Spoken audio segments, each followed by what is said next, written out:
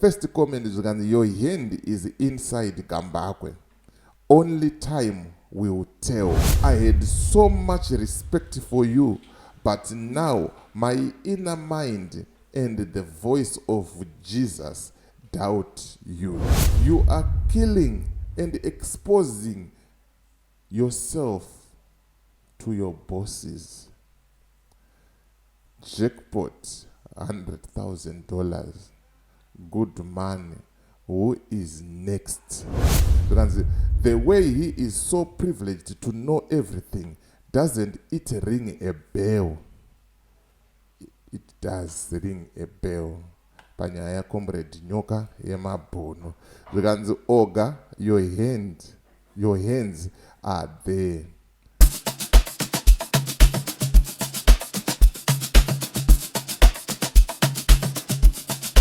DJ Holy Flow.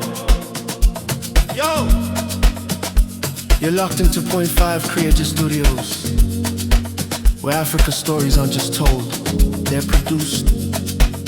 News, politics, entertainment films that move the continent. We bring the truth, the fire, the creativity. Your world, powered by African storytelling. Point 5 Creative Studios. Point 5 Creative Studios. Point 5 Creative Studios. Point 5 Creative Studios. Point 5 Creative Studios. Chokwadi chinozongobuda pachena. Chokwadi chinozongobuda pachena. 2026 ndakakuudzai ende ndicharamba ndichikuudzai kuti vanhu we svinurai, dongorerai, onerai zvinenge zvichiitika. Musabhaizwe, musanyeperwe nevanhu ava. Right now, his own subscribers, they are accusing him of being involved or taking part parufu rwaSaruwaka. Handisiri ndiri kudaro, ndinongouya nazvo sezvazviri, ndozviisa pachena kuti bvu. Tongoverenga macomments acho, tonzwa kuti masubscribers ari kuti chii. There is a video that was done by Gambakwe achitaura kuti ndiri kuenda pamurder scene yaSaruwaka. Handisuda kutaura zvakawanda, handisuda kuwanza kutaura, ndoda kukuratidzai. Ndokuti muchazosvinura, mozotanga kuona kuti mfana uyu for years he has been telling us about munhu uyu. Kana tichiuya panapa tichikuudzai, hatina kana godo nevanhu. Vanhu ava tivakumbire kana sauti, hatina kana chatinoda kwavari. But chatinoda, we just need a better Zimbabwe. Yekuti vanhu vanenge vakasununguka, vanhu vanenge vari free. Iwo yawotituka kuti yeye muri kuzwana kupi, yeye hamusi kuziva zvamuri kutaura. Zviripo pachena. Just open your eyes and see. Chimbomira hero worshipping. If Chamisa is wrong, he is wrong. If Chamisa is right, he is right. If Mnangagwa is wrong, he is wrong. If he is right, he is right. Kwete zvekuti tataura kuti Chamisa is wrong, wotanga kuya kuti hanzi tapiwa mari. Tataura kuti Mnangagwa ari right, wotanga kuti hanzi tapiwa mari. Tataura kuti Mnangagwa akaipa uri wezano, wotanga kutaura kuti hanzi mapiwa mari. Ayewa. It's called hero worshipping. Unoombera so papa wekuchechi kutya. Ndiani asingazive kuti magaya imhombwe, magaya imbavha. Tikazvitaura sonzi mazvitaurirei. Guys, 2026 ndinongokumbirawo zvangu, munamato wangu ndewekuti vhurai maziso muone. Right now, Hubert Angel is being exposed by Holy Ten. Ndichauya nevideo racho. Inguva yekuonera, inguva yekudongorera, inguva yekusvinura. Zvisinei, ndangoti ndingobata neipapo ndichipfuurira hangu ndichienda kunyaya kwangu. Quickly, we just need to play this video. Gambakwe achitaura kuti ari kuenda kumurder scene yaSaruwaka, and then from there tobva tapinda mucomment section. Hatisi kumbonyanyogarisa. Alright guys, this is Pretoria West and we're going to the place where Saruwaka was killed. So according to the police, the person who shot Saruwaka and the pastor, so he was with the pastor from Zimbabwe. They were shot while they were inside black Polo Vivo, which is an Uber vehicle, but he had hired that car to come to Pretoria West. Pretoria West is approximately 60 kilometers from his house in total. So it depends on how he traveled, but it's about 60 kilometers from Jamestown.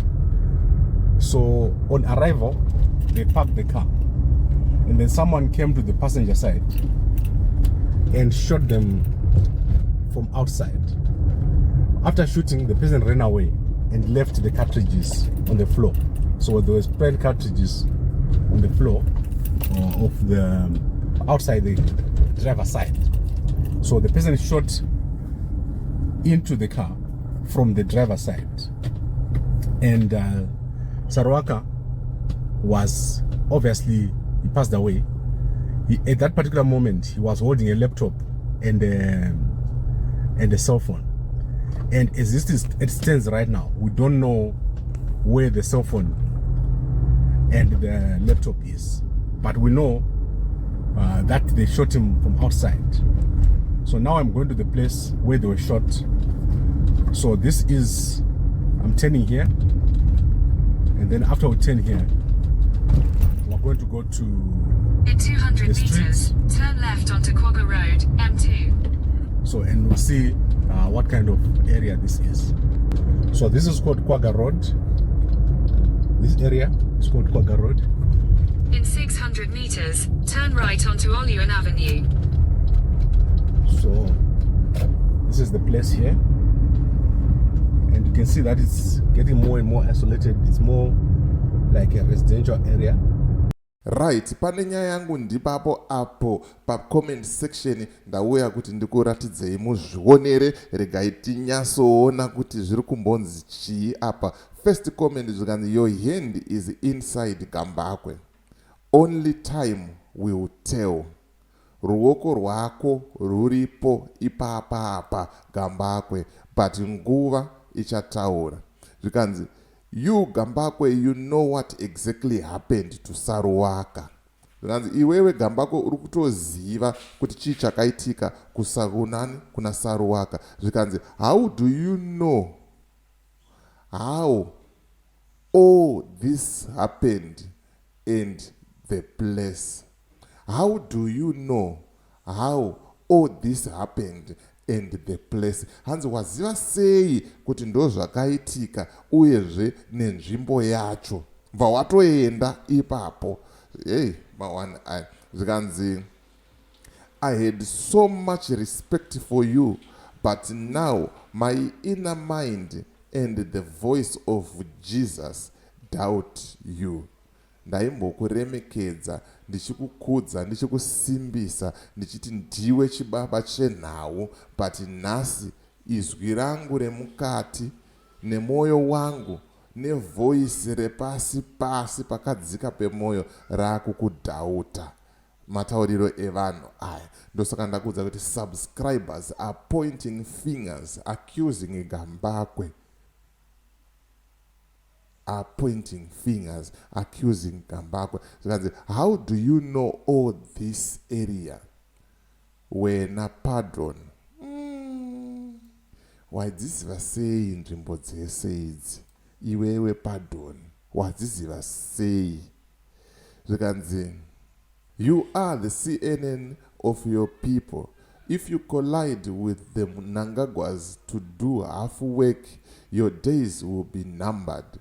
90 days for a thief, 1 day for Jesus, the owner of everything. Amen. Odada kuti chiwe papa pa zverengere omega. And Saruwaka, why? Saruwaka, why? You are killing and exposing yourself to your bosses. Jackpot. $100,000. Good money. Who is next?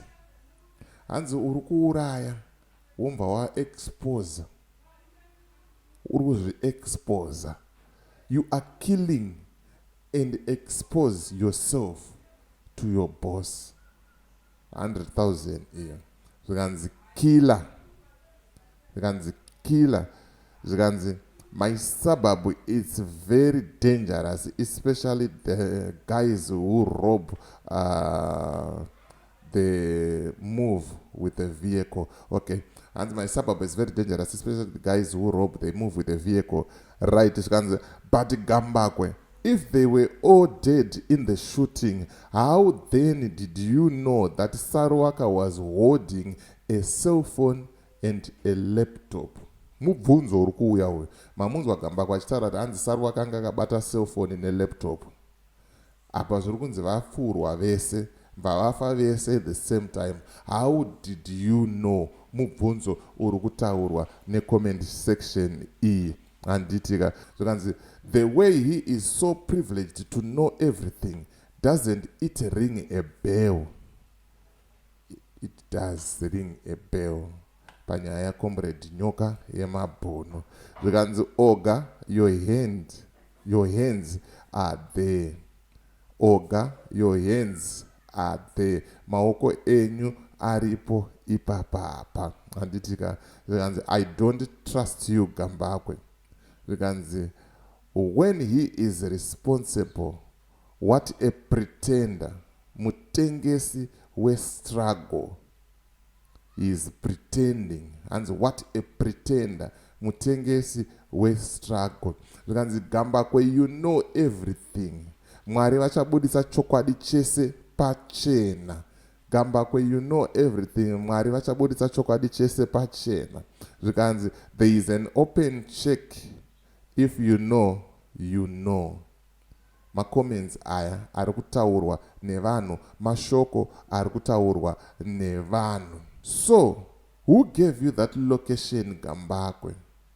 Why are you like you don't want to be seen recording the scene area? Gambakwe, my guy, this is more than enough now.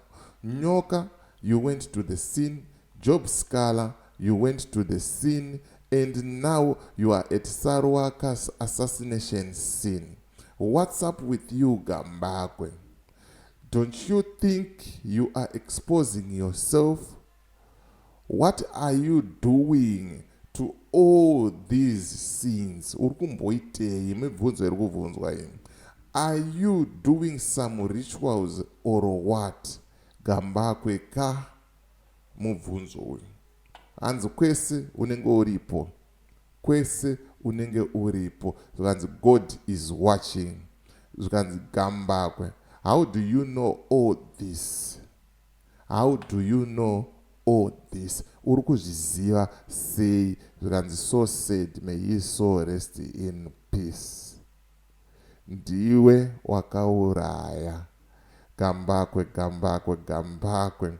Ndati katatu ini zvangu was never a fun. Yeah. And nangu ndisiri fun.